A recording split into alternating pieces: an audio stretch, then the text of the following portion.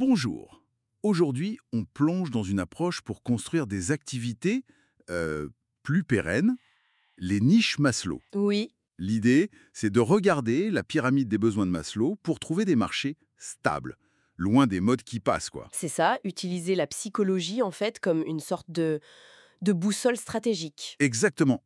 Alors, rappelons vite fait cette pyramide. Oui, à la base, on a les besoins physiologiques, manger, dormir, le basique, OK.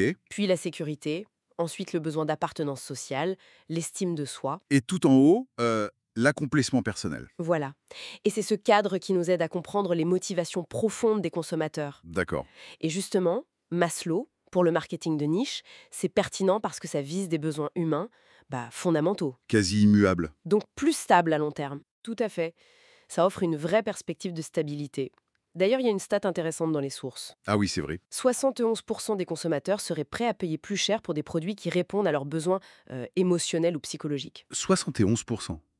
C'est énorme. Ça montre bien que l'émotionnel compte, même dans l'achat. Absolument. Souvent plus que le fonctionnel pur. Et l'article donne des exemples concrets, je crois, pour chaque niveau? Oui, oui. Pour le physiologique, on pense aux aliments fonctionnels ou les solutions pour mieux dormir. Logique. Et la sécurité? Là, ce seraient des choses comme la cybersécurité personnelle ou des assurances un peu innovantes. D'accord.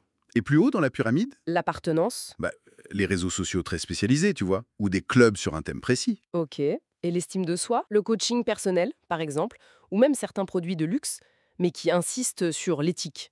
Intéressant. Et tout en haut, l'accomplissement.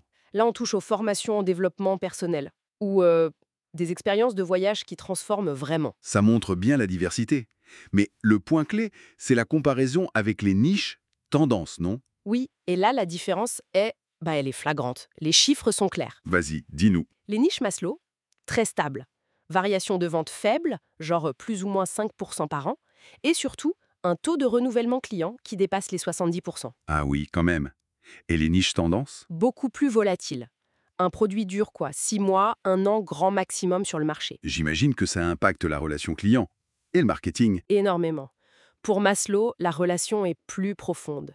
Fidélisation autour de 60%.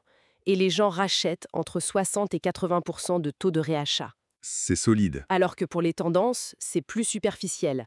Fidélité, 30-40%. Réachat, 20-30%. Donc il faut constamment chercher de nouveaux clients. Exactement. Et ça coûte cher en marketing. 20 à 40% du budget pour les niches tendances. Alors que Maslow, C'est moins de 10%. On mise plus sur la rétention, la relation durable. c'est une approche long terme, clairement. Mais l'article dit qu'il faut quand même s'adapter, non? Culturellement ou selon le contexte? Oui, tout à fait. L'adaptation est clé. Les besoins s'expriment différemment. Par exemple, le collectif prime plus en Asie. D'accord. Et le contexte joue.